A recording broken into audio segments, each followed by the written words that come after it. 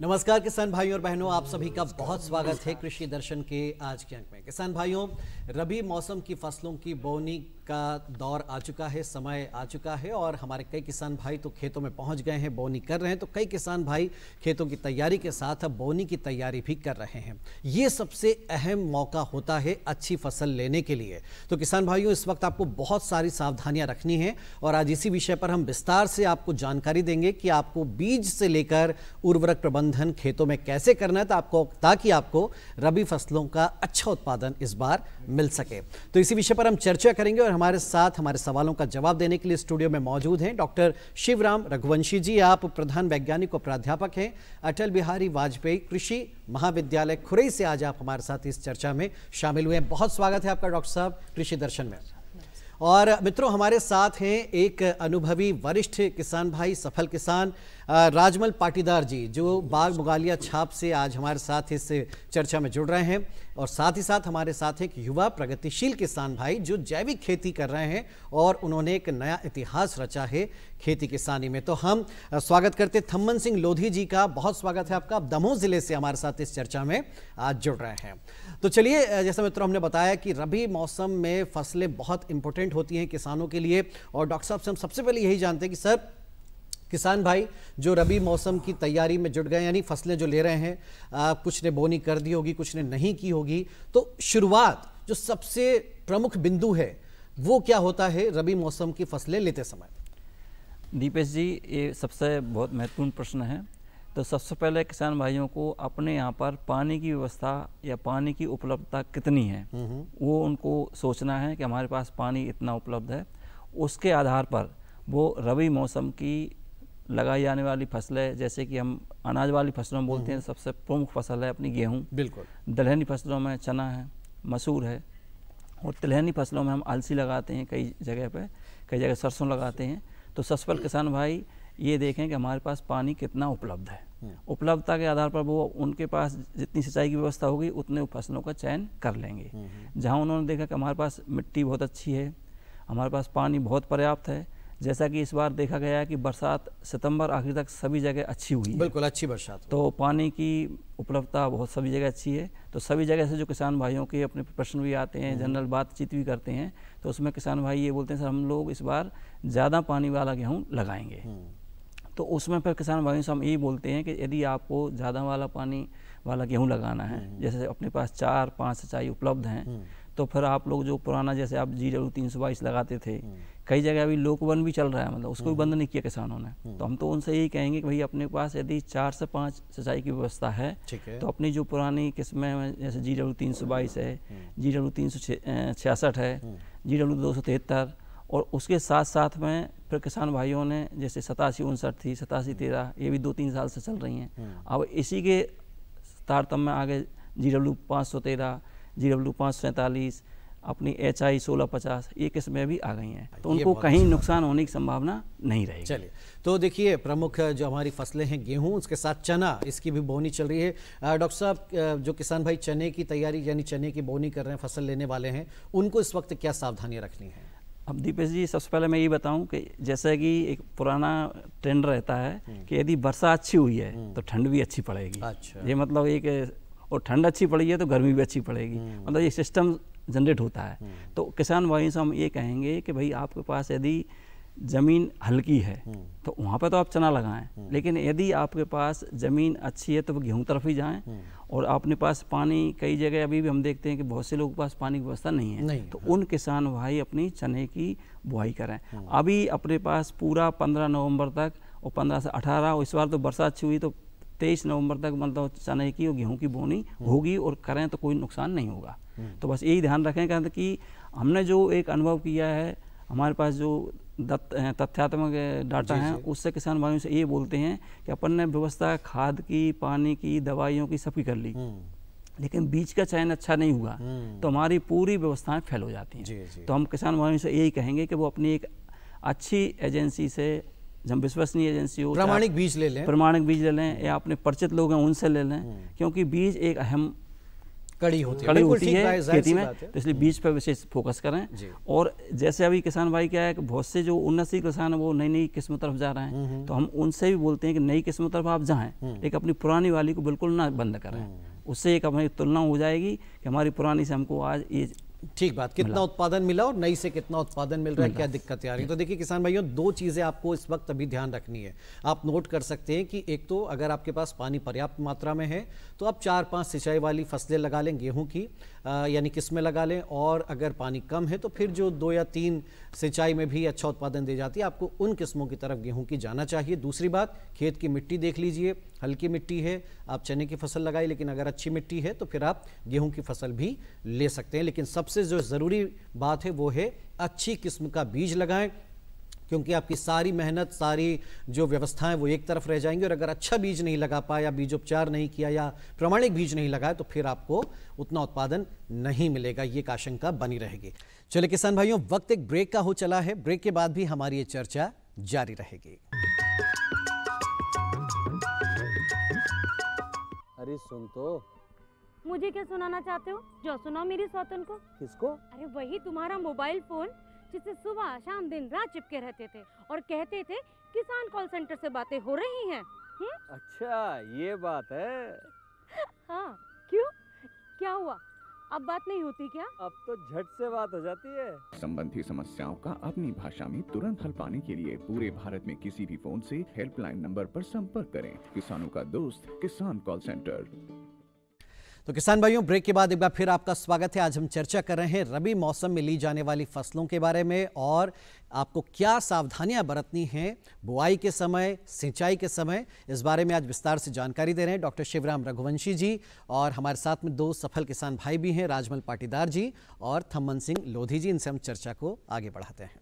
चलिए डॉक्टर साहब, हम आपसे चर्चा करेंगे। हमारे साथ 2 किसान भाई भी हैं आज, जिस चर्चा में हम उनसे भी ज़रा मुखातिब होते हैं। राजमल जी, सबसे पहले आपको तो कई दशक हो गए हैं और इतने दशक से आप जो खेती किसानी कर रहे हैं, कितना बदलाव देख रहे हैं आप पहले की खेती में और अब की खेती में? अभी और पहले की खेती में तो काफ़ी बदलाव हैं। पहले बेल बक्खरों से बुनियाँ करे करते थे, काफ़ी समय तक कार्यक्रम चलता था। फिर मशीनरियों का ज़माना आया है तो काफ़ी तरीके से खेती में सुधार हुआ है, और आने वाले युग में भी काफ़ी परिवर्तन चल रहे हैं। अभी भी काफ़ी किसानी में काफ़ी बदलाव हुए हैं आधुनिक मशीनों से। पहले क्या कि अक्सर दोनों फसल ज़्यादा लिए करते थे, गेहूं और चना बो दिया और बस पानी कहीं निकलता था या नहीं निकलता था, तो इस प्रकार से खेती अब तो बहुत बदलाव आ गया राजमल जी। लेकिन जो प्रयास रहते हैं सरकार के या तमाम लोगों के कि भाई किसान भाइयों की आय दोगुनी हो, बढ़े, उनको अच्छा मुनाफा मिले, उसमें आप क्या देखते हैं? कितनी आय बढ़ी है आप लोगों की? आपकी कितनी आय बढ़ी? वो तो आय तो प्रत्येक साल बढ़ती है। समय पे खेती करता है तो उससे भी कहीं ना कहीं लाभ मिलता है। जी जी। पहले ये टाइम नहीं मिलता था, यंत्र नहीं थे, वो आजकल यंत्र हैं और समय पे मौसम विभाग भी बताता रहता है कब बारिश होना है, कब क्या है। इस हिसाब से किसानों को भी शासन के माध्यम से काफ़ी सुविधाएं दिख रही हैं। जी जी, सहूलियतें मिल रही हैं, बीमा योजना है उनके लिए कि अपने को अब ये करना है, मौसम गड़बड़ है बोनी रोक देते हैं, या खुला है तो कर लेते हैं। कृषि विज्ञान केंद्र से तमाम जानकारियां मिल जाती है। बिल्कुल। चलिए तो हम थम्मन जी से बात करते हैं। थम्मन जी, आप तो एकदम बिल्कुल युवा हैं, जब आपने खेती किसानी संभाली तब परिवार में कैसी व्यवस्था थी खेती किसानी की और कितना बदलाव किया उसमें आपने? जी सर, मैं जैविक खेती काफ़ी समय से कर रहा हूँ, और जो मेरे पिताजी थे तो हम लोग दूसरे ज़िले के रहने वाले हैं, और हम लोगों ने, पिताजी ने यहाँ दमोह ज़िले में फिर 4 एकड़ ज़मीन बेच के और फिर 8 एकड़ का एक ही प्लॉट लिया। तो उसमें मैंने कुछ वर्ष ऐसे ही केमिकल से, लेकिन ज़्यादा मात्रा में तो शुरू से नहीं डाला मैंने। फिर कुछ समय बाद में मैंने करीब 19 से केमिकल बंद ही कर दिया जी जी खेती में डालना। तो सर 2 वर्ष तो मुझे अपना खर्च चलाने में दिक्कत, यानी आप जैविक खेती करने लगे? जी, अच्छा। जैविक खेती करने लगे मतलब। तो 2 वर्ष तो हमें इतना कठिनाइयों का सामना करना पड़ा कि मतलब अपना घर का खर्चा ही चलाना मुश्किल से पड़ गया। फिर इसके बाद में तीसरे साल में अपना, जैसे पहले वर्ष में 2 बोरा की एकड़ चना मैंने निकाला जब केमिकल बंद किया। फिर दूसरी साल में 3 साढ़े 3 का एवरेज आया, फिर मतलब तीसरी साल में फिर बढ़ते गए सर 5 बोरा की एकड़ तीसरी साल में। तो यहाँ से अब मिनिमम 6 से 7 बोरा हम कुछ भी नहीं डालते हैं तो भी हमारा निकलता है। ये प्रकृति के लिए बहुत अच्छा है, मनुष्य की सेहत के लिए बहुत अच्छा है कि आप जैविक खेती कर रहे हैं। इससे पर्यावरण सुरक्षित हो रहा है, मनुष्यों की सेहत सुरक्षित हो रही है, क्योंकि केमिकल का दुष्प्रभाव देर सवेर शरीर पर पड़ता ही है, प्रकृति पर पड़ता है। तो ये आपका बहुत अच्छा कदम है। हम डॉक्टर साहब से पहले कुछ और सवाल कर ले, फिर थम्मन जी आपके पास लौटते हैं। तो डॉक्टर साहब, उर्वरक प्रबंधन ये भी एक बहुत इंपॉर्टेंट पार्ट हो जाता है। कुछ स्थानों पर हो सकता है अभी बोनी हो गई हो, तो उन किसान भाइयों के लिए आपकी क्या सलाह है कि उर्वरक प्रबंधन वो कैसे करें, कब करें? दीपेश जी, जैसे अपन ने अभी बात की थी बीज की, अब बीज के बाद हमारा बुआई बात होती है, तो सबसे पहले हम किसान भाइयों से ये बोलना चाहेंगे कि भाई वो अपने बीजों का बीज उपचार कर रहे हैं। हाँ। क्योंकि हम क्रम से बात करेंगे तो बीज उपचार में क्या है, कहते हैं कि सबसे पहले हम देखते हैं कि आजकल सूखने की चने में समस्या आती है, साथ साथ में गेहूं में देखते हैं तो हम जड़ माहू की समस्या हमको देखने को मिल रही है। और साथ में क्या है कि हम जो रासायनिक खाद हमारे किसान भाई जो उपयोग करते हैं वो बहुत सारे पौधे लेते हैं और उसकी अधिकतम मात्रा मिट्टी में स्थिर हो जाती है। तो हम जो हमारे जैव उर्वरक हैं उनसे यदि हम बीजों का बीज उपचार करते हैं तो बीज उपचार करने के बाद हम उसको घुलनशील अवस्था में ला सकते हैं। तो किसान भाइयों को हम इस मंच के माध्यम से यही संदेश देना चाहेंगे कि यदि उनको चना लगाना है तो चने का बीज उपचार सबसे पहले वो फफूंदनाशक दवाई से करें। उसके बाद फिर हमारा जो राइजोबियम कल्चर आता है उससे क्या होता है कि ये चने की जड़ों में गठाना पाई जाती हैं तो वातावरणीय नाइट्रोजन को फिक्स कर लेता है। उससे हमारे चने में जो उर्वरक की मात्रा, जैसे हम बोलते हैं नत्रजन यूरिया से देना है, तो उसकी मात्रा हमको प्रकृति से मिल जाएगी। अच्छा। साथ साथ में राइजोबियम के साथ साथ में हमारा आता है एक फास्फोरस घुलनशील बैक्टीरिया जिसको पीएसवी बोलते हैं, उससे भी हम यदि बीज उपचार करेंगे तो हमारा जो किसान भाई सिंगल सुपर फास्फेट जिसको राखौड़ी खाद बोलते हैं वो देते हैं तो वो मिट्टी में पौधा लेता है और लेने के बाद मिट्टी में जमा हो जाता है, स्थिर हो जाता है, तो उसको भी ये पीएसवी घुलनशील अवस्था में ले आएगा। ठीक, तो ये फायदा रहेगा। और उसके बाद फिर हमने जो बीज उपचार कर लिया तो उससे क्या सूखने की समस्या भी दूर हो जाएगी हमारी, और जो तत्वों का प्रबंधन है हमारा तो मिट्टी में जो है उसका पूरा पौधा उपयोग कर लेगा। और उसके बाद फिर चने की फसल में हम जो नत्रजन है 20 किलोग्राम प्रति हेक्टेयर, फास्फोरस 60 किलोग्राम प्रति हेक्टेयर और पोटास 20 किलोग्राम प्रति हेक्टेयर, मतलब 20, 60, 20 किलोग्राम प्रति हेक्टेयर, ये हम बुआई के साथ में खेत में उपयोग करेंगे तो हमारे चने का उत्पादन अच्छा आएगा। मतलब इससे ज़्यादा हमको चने में खाद की मात्रा नहीं देना है। चलिए किसान भाइयों, वक्त एक ब्रेक का हो चला है। ब्रेक के बाद भी हमारी ये चर्चा जारी रहेगी।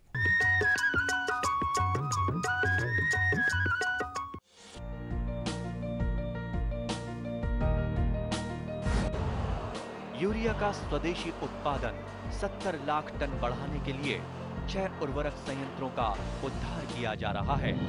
FCIL के गोरखपुर, सिंदरी, तलचर और रामागुंडम संयंत्र, HFCL की बरौनी इकाई और BVFCL की नामरू फोर्थ। सोने पर सुहागा ये है कि देश में अब बनेगा सिर्फ नीम लेपित यूरिया, क्योंकि इससे होगा किसानों का फायदा ही फायदा। अनाज का उत्पादन 10% तक बढ़ेगा, बढ़ेगी 10 से 15% नाइट्रोजन क्षमता।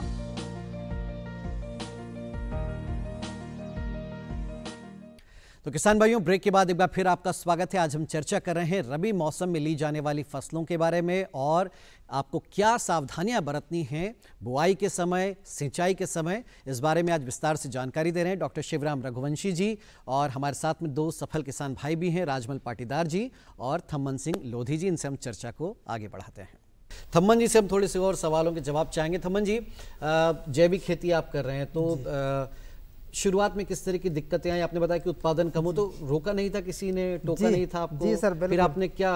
बिल्कुल बहुत सारी समस्याओं का सामना करना पड़ा सर। पहले तो अपना घर वाले विपक्ष विरोधी बने हमारे क्योंकि ये बहुत कठिनाई का कार्य है, लेकिन साहस बांधे रहे और आगे बढ़ते रहे धीरे धीरे। और फिर गांव वाले, मोहल्ला वाले भी प्रेशर डालते थे घर वालों के लिए कि आपका इतना सा उत्पादन कड़ा है, हमारा इतना निकला है।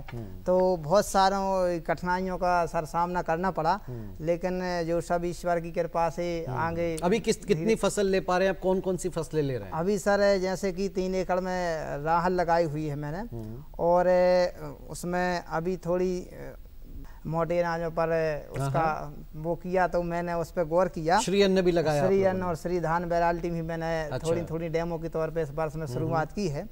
तो उसमें अच्छी सफलता मिलने को देखी है मुझे, क्योंकि लागत तो सर उसमें बिल्कुल 0% है, और खारी खरपतवार भर निकालना पड़ता है उसमें, और उसका उत्पादन अच्छा बेहतरीन मिल रहा है। जी। तो देखिए किसान भाइयों, जैविक खेती से डरना नहीं, घबराना नहीं है, बल्कि उसको धीरे धीरे करके अपनाना है। आपने कैसे शुरुआत की थी? वो मैंने तो सर बोल रहे थे लोग के भाई 1-2 एकड़ से शुरुआत कीजिए आप, लेकिन मैंने तो लगाव रहा मेरा धान में कार्य में, तो मैंने तो वो पूरा टोटल मैंने अपने खेत में बंद एकदम से कर दिया। 8 एकड़ के प्लॉट तो ये थोड़ा सा यहाँ सावधानी आपको रखनी चाहिए। लेकिन चलिए, आपने इतना रिस्क लिया थम्मन जी, तो आपको क्या कोई पुरस्कार भी मिला? आप एक प्रेरणा बने जैविक खेती के क्षेत्र में, तो क्या कोई सम्मान भी मिला आपको? जी सर, हाँ सम्मान मिला है। माननीय कलेक्टर द्वारा मुझे 10,000 का पुरस्कार प्राप्त हुआ था पिछले वर्ष में 26 जनवरी के कार्यक्रम में।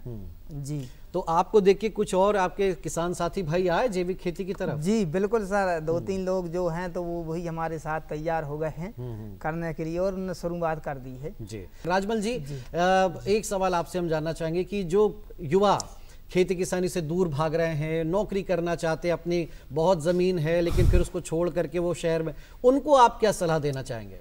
युवा किसानों से एक ही सलाह है कि किसानी को समय पे करें, अच्छे तरीके से करें, तो किसानी भी अच्छा फ़ायदा देने वाली चीज़ें हैं। खेती का काम समय पे हो जाए तो घाटे का नहीं रहता है। किसानी में अच्छा बेनिफिट है, लेकिन कुछ समय समय का ध्यान रखना किसानी के लिए अति आवश्यक है। क्योंकि मौसम के अनुसार ही खेती पे भी ध्यान देना पड़ेगा। तकनीकों का इस्तेमाल कर सकते हैं हमारे किसान भाई। ये जरूरी है। क्या तकनीकें आज बहुत उपलब्ध हैं, उस पे भी युवा वर्ग को ध्यान देना चाहिए कि कौन सी तकनीक से अपने को फायदा है। शासन द्वारा मतलब बहुत ज्यादा मेहनत और श्रम की जरूरत नहीं है, बस आपको ध्यान देना है और स्मार्टनेस दिखानी है आपको। तो आप जितने खूबसूरती से खेती को करेंगे, आप बहुत अच्छा उससे फायदा निकाल सकते हैं। जी डॉक्टर साहब, एक चीज़ें हम कुछ और जानना चाहेंगे कि आखिर में, जो चूंकि समय कम है, लेकिन रबी के मौसम में हमारे कई किसान भाई सब्जियां भी ले रहे हैं और भी कई तरह की फसलें, उनके लिए आप क्या सुझाव देना चाहेंगे? सबसे पहले दीपेश जी, ये प्रश्न बहुत अच्छा है। हम किसान भाइयों से हर जगह जाते हैं, यही बोलते हैं कि आप लोग कोई चीज़ लगाएं, चाहे फसल लगाएं, चाहे सब्जी लगाएं, चाहे फल लगाएं, चाहे मसाले वाली फसल लगाएं, एक फसल तरफ अपने को नहीं दौड़ना। अच्छा। मेरा कहने का मतलब ये है किसान भाइयों से कि यदि उनके पास एक एग्जाम्पल की 20 बीघा ज़मीन है, तो उसमें वो लोग पूरी 20 प्रकार की सब्जी भी लें, फसलें भी लें। अच्छा। ये तो उससे क्या रहेगा उनका, इसको हम बोलते हैं भाव की गारंटी योजना, मतलब क्योंकि किसान अपना खुद का भाव फिक्स करने के लिए, और सभी किसान यदि ये बात सोच लें कि हमको सभी चीज़ें कम एरिया में लगाना है, तो क्या है, उत्पादन एक फसल का, एक सब्जी का, एक फल का एक तरफ कभी आएगा ही नहीं, और नहीं आएगा तो हमारा भाव बिल्कुल पूरा 12 महीने बैलेंस बना रहेगा। अभी क्या होता है कि जैसे हमने देखा क्या कि ऐसा लहसुन का भाव 2 साल से बहुत अच्छा चल रहा है, तो अब उन्होंने लहसुन तरफ दौड़ लगा दी। अब अचानक से भाव गिर जाता है, गिर नहीं जाएगा, नेक्स्ट उपज आएगी तो खाने वाले तो उतने ही रहेंगे, तो भाव कम हो जाएगा। फिर किसान भाई लहसुन लगाना बंद कर देंगे, तो फिर उसका फिर भाव बढ़ जाएगा। तो इससे उनका एक जुआ खेल जाता है। तो इससे बचने के लिए मैं किसान भाइयों से इस मंच के माध्यम से यही कहूँगा कि चाहे वो गेहूँ हो, चाहे चना हो, चाहे अपनी सब्जियाँ हों, आलू, प्याज, लहसुन, इवन ककड़ी, खीरा जिसको बोलते हैं अपन, लौकी, करेला, गिलकी, सब किसान यदि लगाते हैं, तो यदि वो लगाते हैं उनके पास 2 बीघा जमीन है, तो मैं तो बोलता हूँ 2-2 बिस्वा में 10 प्रकार की सब्जी लगाएं, तो उनकी उत्पादन भी कम होगा और डलिया सिस्टम से बढ़िया बिक जाएगा। मतलब चलिए, तो देखिए किसान भाइयों, कुछ सावधानी आप रखें तो आप लागत भी कम कर सकते हैं, अगर आप कई तरह की फसलें एक साथ लेते हैं तो आप कह सकते हैं कि जैसा कहा डॉक्टर साहब ने कि एक सुरक्षा आपको ऑटोमेटिक मिल जाती है कि भाई ये फसल ना सही, इस फसल से हमें अच्छी कीमत मिल जाएगी। और प्रयास यही करें कि मिक्स फसलें अगर आप लेते हैं तो और जैविक खेती का बारे में बताया थम्मन जी ने कि भाई अगर आप जैविक की तरफ जा रहे हैं तो फिर आपको इससे बहुत अच्छा मुनाफा मिलेगा, लागत आपकी घटती चली जाएगी, उत्पादन बढ़ता चला जाएगा और आप प्रकृति के लिए भी एक बहुत महत्वपूर्ण कार्य करेंगे। तो डॉक्टर साहब बहुत शुक्रिया, आपने वक्त निकाला। राजमल जी आपका बहुत बहुत शुक्रिया और थमन जी आपका शुक्रिया हमारे साथ इस चर्चा में आज जुड़ने के लिए। तो चलिए किसान भाइयों, अब वक्त हो चला है खबरें खेती का। नमस्कार किसान भाइयों, स्वागत है आपका खबरें खेती की में। चलिए नजर डालते हैं आज के मुख्य समाचारों पर। खरीफ में 1647 लाख टन खाद्यान्न उत्पादन का अनुमान। मध्य प्रदेश में जनवरी से लागू होंगे 4 नए मिशन। मध्य प्रदेश में 27 लाख हेक्टेयर से अधिक हुई बोनी। चने में उकटा रोग का बचाव, पशुओं में खर्राटा रोग। और अब खबरें विस्तार से। कृषि विभाग द्वारा वर्ष 2024-25 के लिए केवल खरीफ उत्पादन के प्रथम अग्रिम अनुमान जारी कर दिए गए हैं। यह अनुमान मुख्यतः राज्यों से प्राप्त जानकारी के आधार पर तैयार किए गए हैं।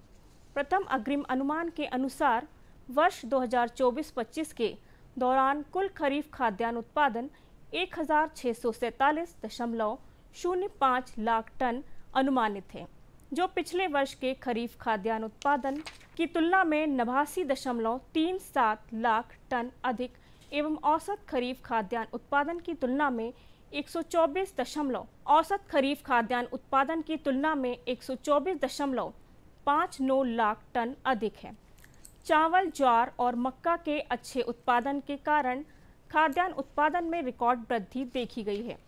वर्ष 2024-25 के दौरान खरीफ चावल का उत्पादन 1199.34 लाख टन अनुमानित है। मध्य प्रदेश में सरकार का फोकस खेती किसानी को लाभ का धंधा बनाने पर है। इसके लिए सरकार लगातार खेती किसानी को बढ़ावा दे रही है। अब इस दिशा में मध्य प्रदेश सरकार मिशन मोड में काम करने जा रही है। इसके लिए 1 जनवरी से मध्य प्रदेश में किसान कल्याण मिशन लागू किया जाएगा ताकि खेती को लाभ का धंधा बनाया जा सके। गौरतलब है कि प्रधानमंत्री के संकल्प को पूरा करने वाला मध्य प्रदेश पहला राज्य होगा। यहां 1 जनवरी से 4 नए मिशन प्रारंभ किए जाएंगे। मध्य प्रदेश के मुख्यमंत्री डॉक्टर मोहन यादव ने बताया है कि प्रदेश सरकार युवा, नारी, किसान और गरीब वर्ग के आर्थिक सशक्तिकरण के लिए मिशन मोड में काम करेगी। चालू रबी सीजन 2024-25 में गत वर्ष की तुलना में बुआई में तेजी आई है। मध्य प्रदेश में अब तक लगभग 27,79,000 हेक्टेयर में बोनी हो गई है, जबकि गत वर्ष इस अवधि में 14.42 लाख हेक्टेयर में बोनी हुई थी। राज्य की प्रमुख फसल गेहूं की बोनी भी शुरू हो गई है। अब तक 10.56 लाख हेक्टेयर में गेहूं बोया गया है। कृषि विभाग के मुताबिक प्रदेश में रबी फसलों का सामान्य क्षेत्र 133,82,000 हेक्टेयर है। इस वर्ष 140.08 लाख हेक्टेयर में रबी फसलें लेने का लक्ष्य रखा गया है। इसके विरुद्ध अब तक 27.79 लाख हेक्टेयर में बोनी कर ली गई है।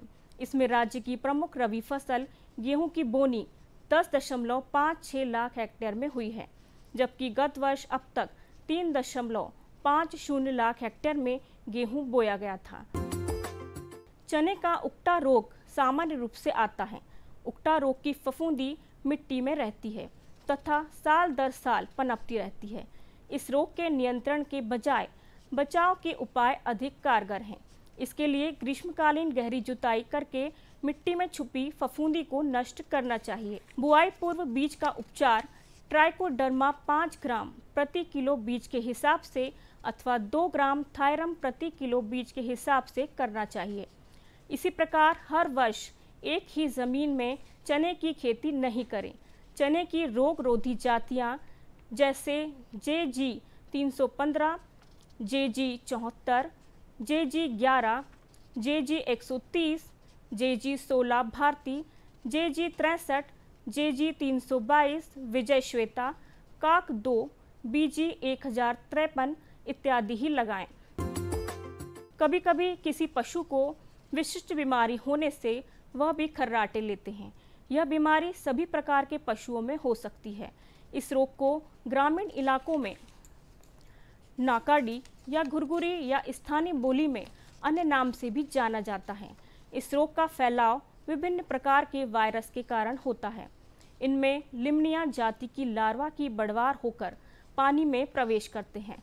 ऐसा दूषित पानी तंदुरुस्त पशु ने पी लिया तो उसे इस रोग की बाधा हो जाती है। यह जंतु पशु के नाक के नज़दीक की चमड़ी में प्रवेश करते हैं और वहां तेजी से पनपते हैं। इस रोग का प्रमुख लक्षण खर्राटे जैसी आवाज़ आना है। पशु की नाक से चिपचिपा पदार्थ बहता है तथा नाक में फूलगोभी जैसी पेशियों की बढ़वार दिखाई देती है। कभी कभी नाक से बहने वाले पानी में खून भी आता है। पशु बार बार छींकता रहता है।